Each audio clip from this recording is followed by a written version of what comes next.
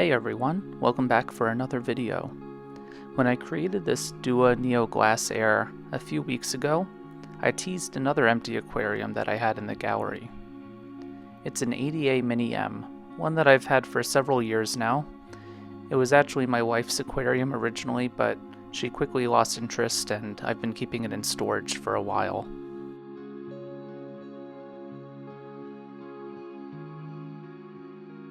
A quick shout out to my sponsor, Aqua Aquarium, who provided a lot of the products necessary for this build. One of the main components is the lighting. This is the DOOA Sol Stand RGB. It's a pretty compact light that has nice subtle colors to it. It's perfect for a 30cm aquarium, but it still fits this one well too. Like other ADA or DOOA lights prior to the Aqua Sky RGB2, it doesn't have any app control or even any dimmer switch. At the very least, you're able to adjust the height of the light if necessary, which is something I would definitely need to do with this layout. I'm going to be using a full ADA substrate system for this aquarium. I'll start with the Power Sand Basic S. This is the smallest size of power sand that is available, and it's suitable for up to a 45cm high aquarium. Since this is only 36cm, it wasn't necessary for me to use it all. It's nice to save more for future layouts.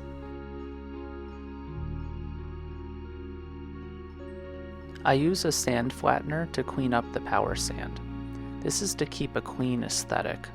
I don't want the power sand to be visible when viewing the aquarium.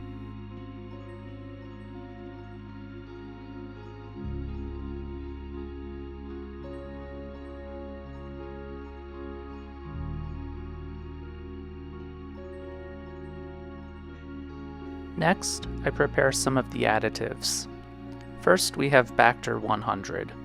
This additive adds different kinds of microorganisms and improves the conditions in the substrate and water, stabilizing the aquarium parameters. Interestingly, you can also add this directly to the water column when necessary too.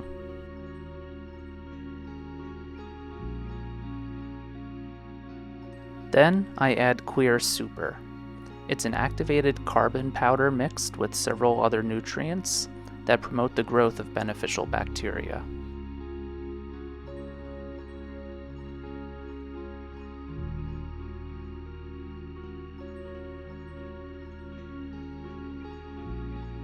Lastly, I add Tourmaline BC.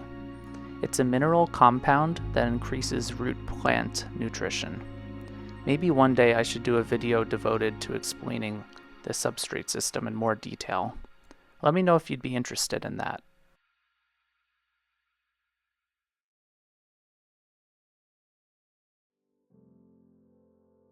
You can see how I add the Amazonia version 2 soil. I add it around the perimeter. This is to keep the power sand in place and not let it slip into the corners or edges of the glass. Since it's such a small aquarium, I can just use my red solo cup to add the soil.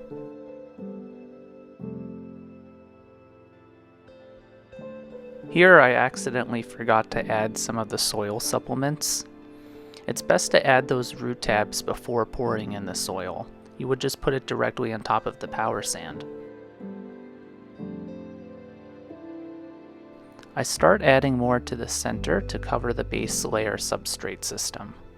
You can see that I begin increasing the height of the background more than the foreground.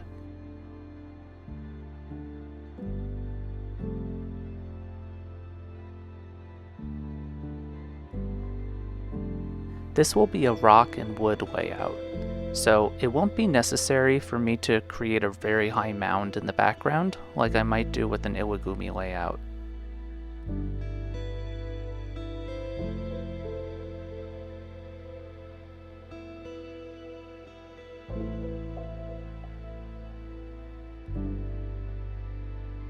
Since I had forgotten to add the Amazonia concentrate supplements, I just used my pincets to push them deep into the substrate. The Amazonia version 2 is not quite as concentrated of a soil compared to the original Amazonia, which could be good for managing ammonia spikes and water stability. However, it does make these supplements more important to ensure the plants receive enough nutrition.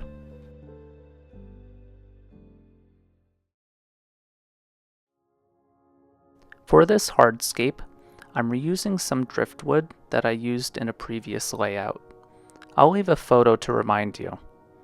I had to spend a lot of time cleaning it since there was a ton of Riccardia camadrifolia that was growing over it.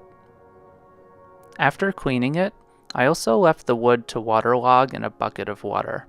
That way I wouldn't have to worry about it floating. To my surprise, it sank right away. I was going to remove it, but then I saw it leaching a ton of tannins. So I left it in there for a while to get the most tannins out as possible before adding it to this aquarium.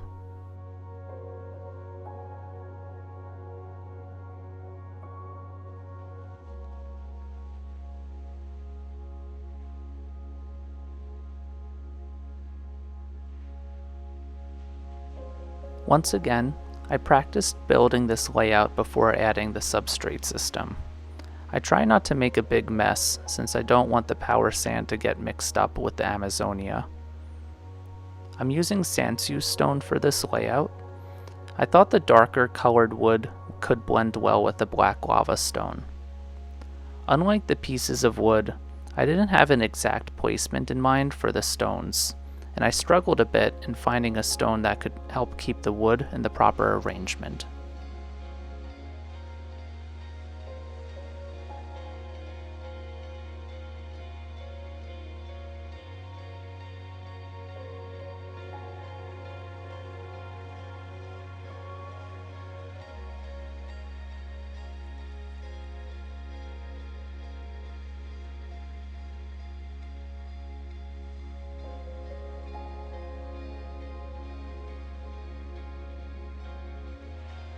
Sometimes I don't follow an exact sequence and start working on the detailed stones before the wood is fully prepared in the aquarium. I usually have trouble with the main pieces of hardscape, and details come more naturally to me. So sometimes by figuring out the details, it guides me with the other hardscaping elements.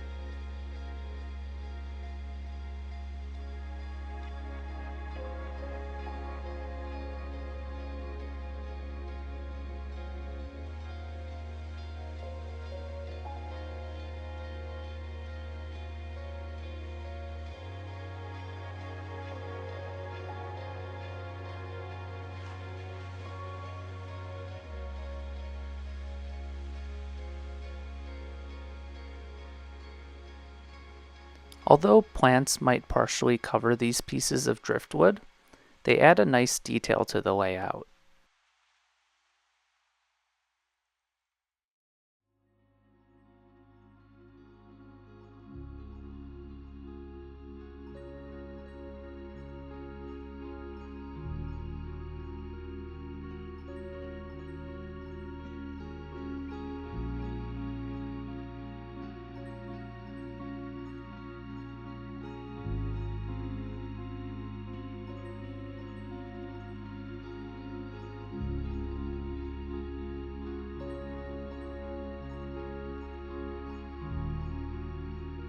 Here's the completed hardscape.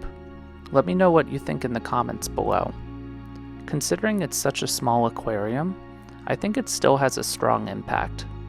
Using large pieces of hardscape and having some of it come out of the aquarium definitely contributes to this.